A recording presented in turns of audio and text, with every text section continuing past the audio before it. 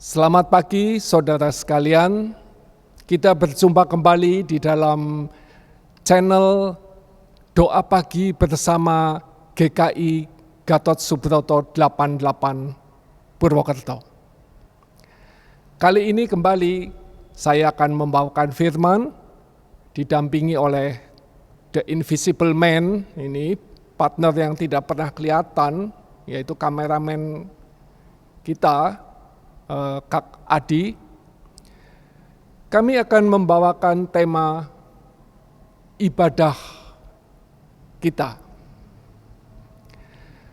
Mengawali doa pagi ini, kita akan memuji Tuhan dari PKJ 264. Apalah arti ibadahmu?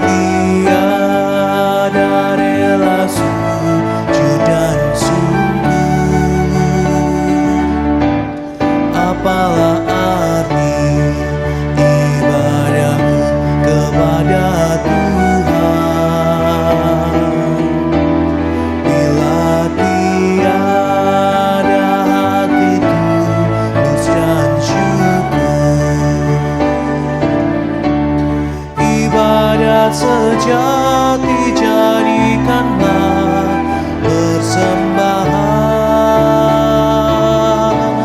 ibadah sejati kasihilah sesamamu, ibadah sejati yang berkenan bagi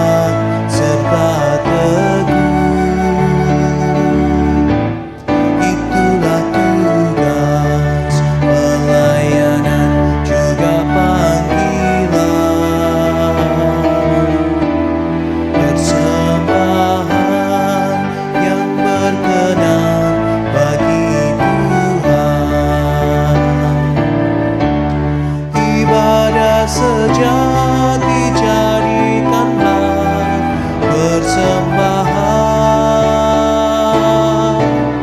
ibadah sejati kasihilah sesamamu, ibadah sejati yang berkenan bagi Tuhan, jujur dan ibadah murni bagi Tuhan.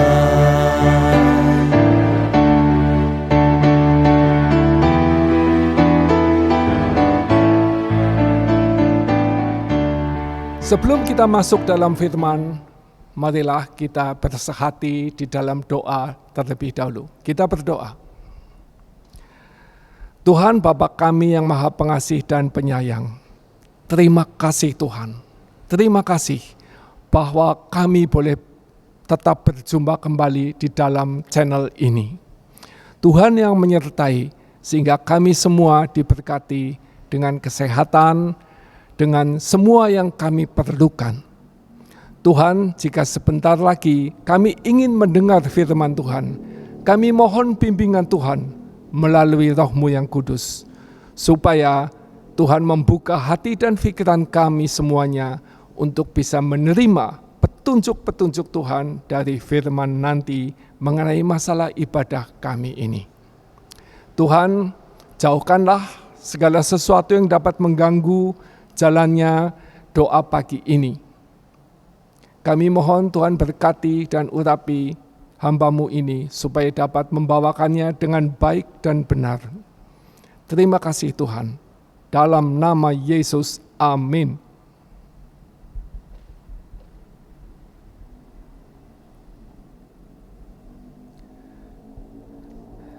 Firman pada pagi hari ini sesuai dengan temanya ibadah kita atau ibadah kami ini diambil dari kitab Ibrani pasal 10 ayat yang ke-25. Sekali lagi Ibrani pasal 10 ayat 25. Demikian firman Tuhan.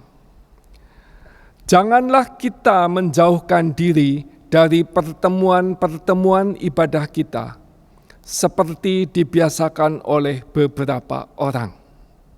Tetapi, marilah kita saling menasihati, dan semakin giat melakukannya menjelang hari Tuhan yang mendekat. Amin. Demikian firman Tuhan. Saudara sekalian, pada pagi hari ini, kita ingin mendengarkan firman Tuhan mengenai masalah ibadah. Kenapa demikian? Saya terusik dengan pertemuan-pertemuan beberapa minggu yang lalu di warung kopi.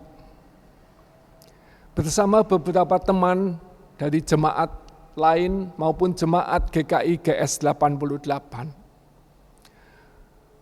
Pertemuannya begini,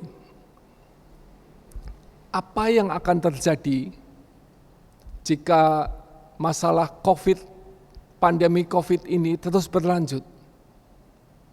Ada sebagian yang menyatakan sangat rindu pada ibadah onsite, yaitu ibadah normal kembali, bukan ibadah model hibrid.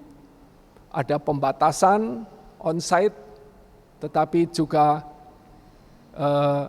dijalankan secara online.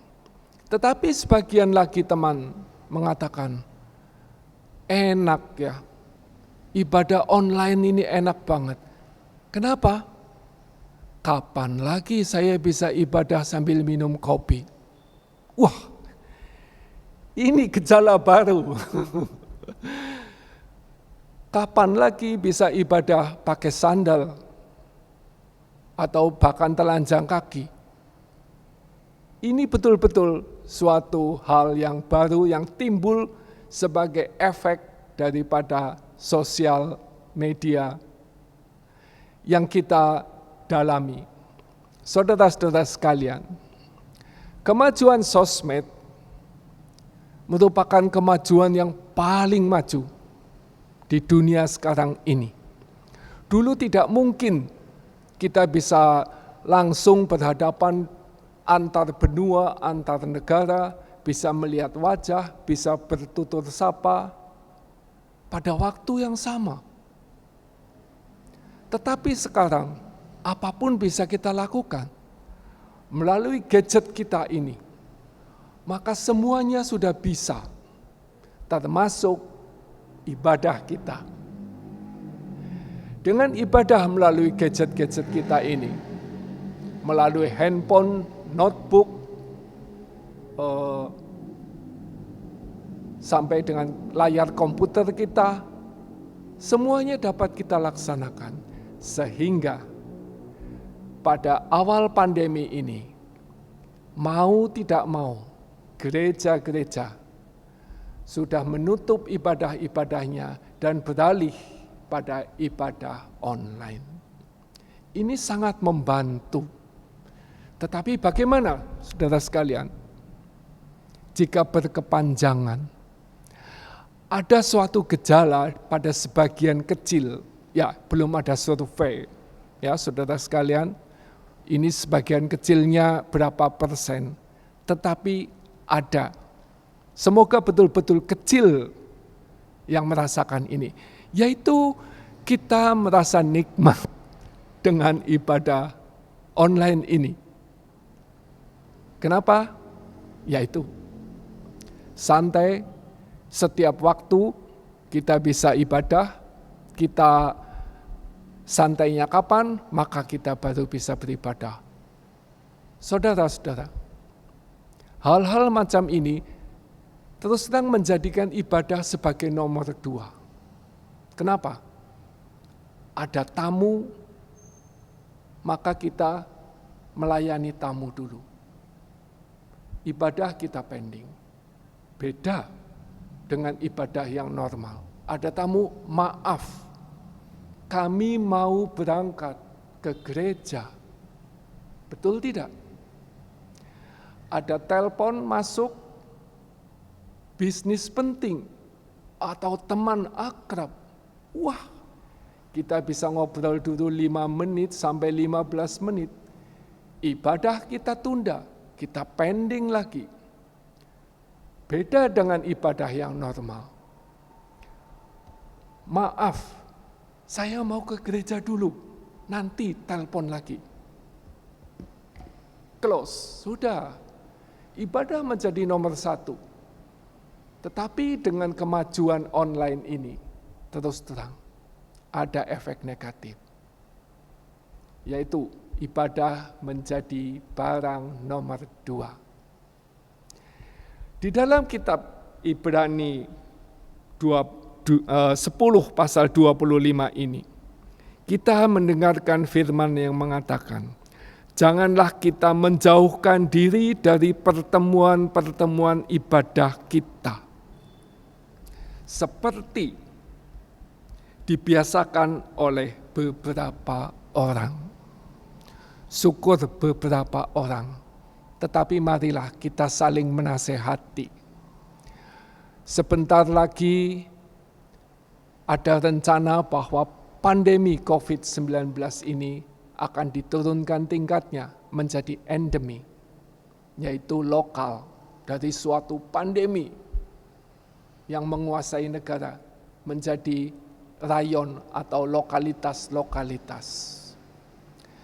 Kemungkinan menjaga jarak sudah tidak ada lagi, sehingga gedung gereja kita ini kursinya sudah silang-silang ini di muka saya, disilang-silang tidak boleh diduduki, boleh diduduki, silangnya kemungkinan sudah hapus semua. Tetapi bagaimana jika jemaat kita semua masih enggan datang ke tempat ibadah kita? Pagi ini, saudara sekalian, Ibrani 10 pasal 25 ini menghimbau, mengingatkan kita, janganlah menjauhkan diri dari ibadah-ibadah kita. Jika memang nanti online mungkin masih ada, tetapi on-site sudah dijalankan dengan normal, marilah kita kembali.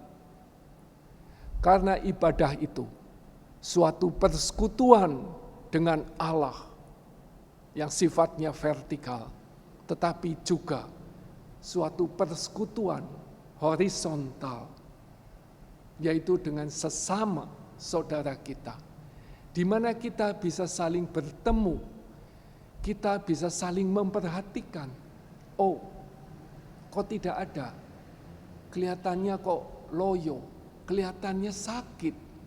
Kita bisa saling memperhatikan satu sama lain. Itulah ibadah kita. Bukan hanya masalah dengan Allah secara vertikal, tetapi juga adalah masalah persekutuan horizontal. Ini yang tidak akan dapat kita temui dalam ibadah online. Bagaimana, saudara-saudara? Mari kita semangat kembali untuk nanti, jika sudah selesai masa pandemi ini, sebentar lagi mudik sudah boleh dijalankan, meskipun dengan pengawasan yang ketat. Padahal sudah berapa tahun kita tidak bisa mudik Sehabis mudik ini kemungkinan akan lebih banyak lagi kelonggaran-kelonggaran jika hasilnya memang baik. Janganlah kita terbuai dengan hanya ibadah online.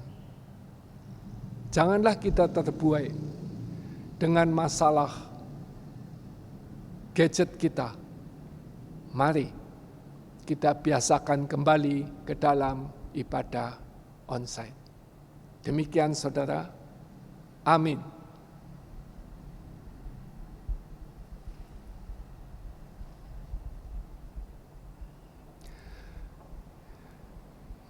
Mari saudara-saudara sekalian, kita masuk di dalam doa syafaat kita. Kita berdoa. Ya Tuhan Allah kami yang Maha Pengasih dan Maha Penyayang, Engkau telah memperingatkan kami mengenai dampak yang agak negatif dalam ibadah online ini, yaitu menurunnya kualitas ibadah. Ibadah menjadi sesuatu yang nomor 2. Etika dalam beribadah sudah tidak bisa kita taati lagi jika kita beribadah secara online. Tetapi Tuhan yang sudah mengatur sehingga pandemi yang selalu kita doakan kapan berakhir ini sudah menunjukkan suatu titik terang, mulai berakhir. Mohon Tuhan terus memandu semuanya supaya pandemi ini betul-betul berubah menjadi endemi. Tuhan pada saat sudah berubah menjadi endemi ini, Tuhan bimbing kami sehingga semua tempat ibadah, semua gereja dan tempat-tempat ibadah yang lain kembali dipenuhi oleh umat-Mu. Supaya kami bisa saling bersekutu dengan sesama kami, saling memperhatikan, saling menasehati, dan lain sebagainya. Sehingga kami tidak menjadi egois, hanya bersekutu secara pribadi, tetapi kami bisa bersekutu dengan sesama kami. Tuhan, kami mohon segalanya ini supaya terjadi dengan kuasa Tuhan, dengan Roh Kudus. Terima kasih Tuhan, dalam nama Yesus, amin. Saudara sekalian, untuk menutup acara doa pagi ini, sampai bertemu pada kesempatan yang akan datang di channel yang sama, mari kita pujikan pujian berikut ini.